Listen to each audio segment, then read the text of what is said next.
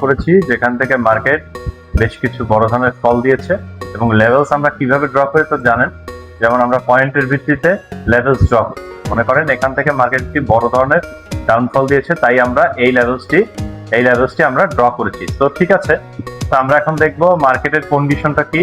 Market আমাদের প্রথম যে লেভেলসটা আছে সেখানে টাচ করার আগেই মার্কেট একটা ডাউনফল দিয়েছে এবং দেখেন মার্কেট এখান থেকে একটি দুটো সাপোর্ট লেভেল তৈরি করেছে। সাপোর্ট লেভেল যেখান থেকে মার্কেট তার প্রিভিয়াস একটা হাই ব্রেক করে দিয়েছে। সো আমরা এখান থেকে মার্কেটের এই ক্যান্ডেল দেখে আমরা এখান থেকে কিন্তু একটি লং এন্ট্রি করতে পারি।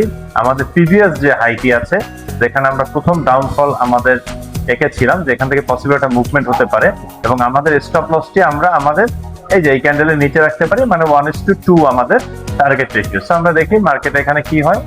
ওকে ওকে দেখেন মার্কেট সেই যে প্রথম যে লেভেলটা আমরা ড্র করছি যেখানে মার্কেট একটি ডাউনফল আসতে পারে, এই লেভেলটির একটি ব্রেকআউট দিয়ে মার্কেট আমাদের প্রফিট দিয়ে দিয়েছে। সো এভাবে ক্যালকুলেশন করে মার্কেটে এন্ট্রি নিতে হবে। ধন্যবাদ।